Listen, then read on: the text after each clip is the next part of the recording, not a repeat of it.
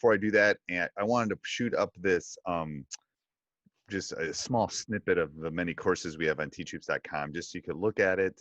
Um, we have lots of them. We have on-court stuff, we have non-on-court stuff, all sorts of really good tidbits.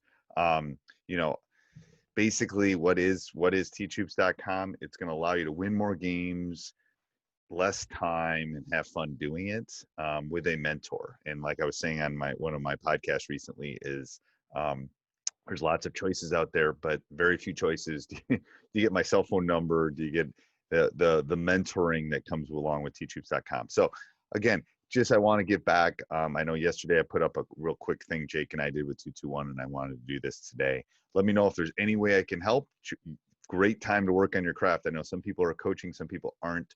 It's just a great time to come and work on your basketball coaching. So come join us at teachhoops.com for coaches who want to get better. Welcome to this webinar on choosing a defense. This is the companion to the choosing an offense webinar that was already listed in the Teach Hoops library. This one will consist of 6 sessions. Talk a little bit about strengths and weaknesses and how you need to consider those as you're picking your defense. And then we'll answer some questions about, do you want to play one defense or multiple defenses? What are the reasons you might want to play man defense? What are the reasons you might want to play zone defense? And what are the reasons you might want to play combination defenses, some zone, some man? And then lastly, putting it all together. So here's the questions to consider. Do you want to play one or multiple defenses? Do you want to focus extremely hard on one thing and get it as perfect as possible? Or do you think changing up might be to your advantage? Do you want to play man? Do you want to play zone, matchup zone, combination zones, like a box and one? How many of those do you want to have in your defensive lineup?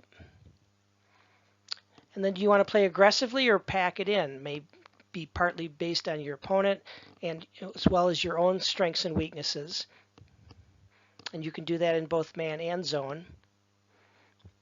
And then if you're going to play multiple ones, how do you stop runs? So do you switch defenses to break rhythm?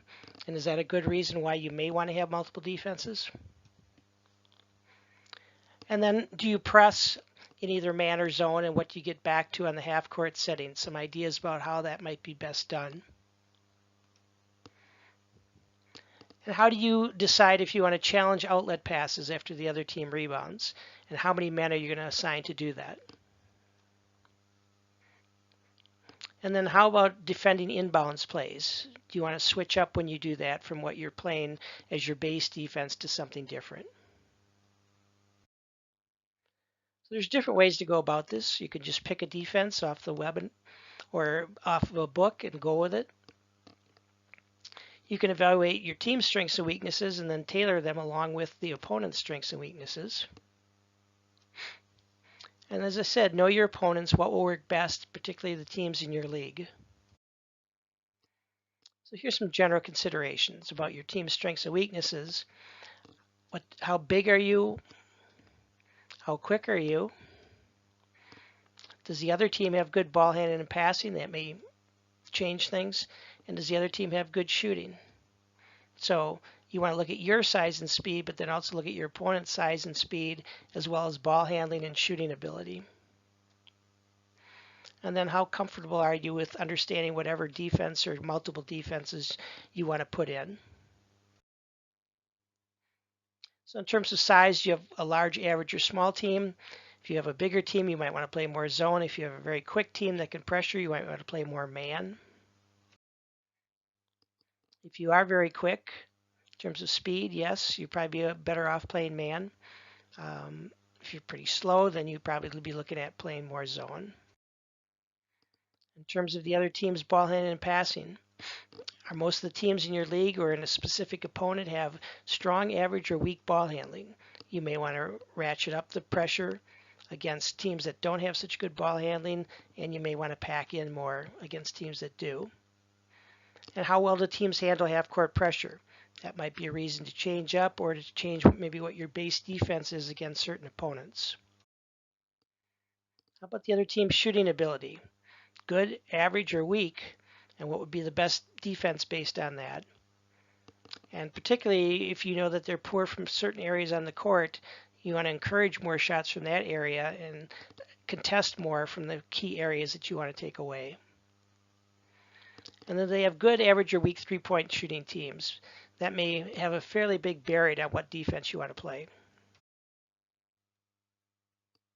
So take a look at all the other teams in your league.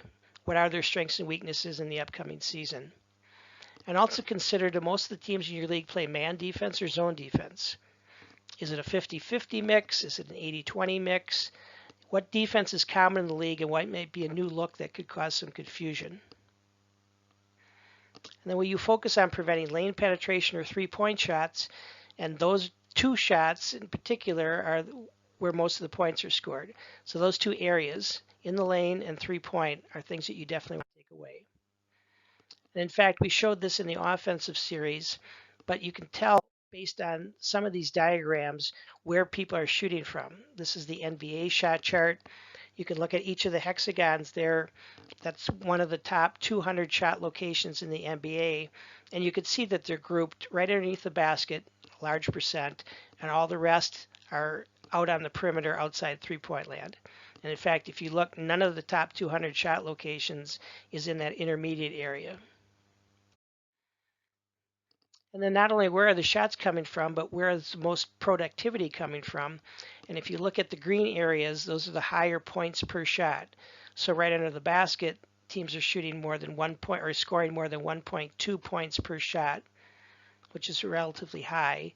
And then if you go right outside the three-point line, they're also in the 1.05 to maybe 1.2 range in terms of points per shot. And all the purple areas are the areas that are not scoring at a very good clip from. So you can see again the places that those shots are occurring are under the basket and at the three-point line. In high school, that's very similar. Here's one example of an actual high school season where 55% of the shots were in the lane, 39% were outside the three-point line, and only 6% of the shots for this team were in that middle range.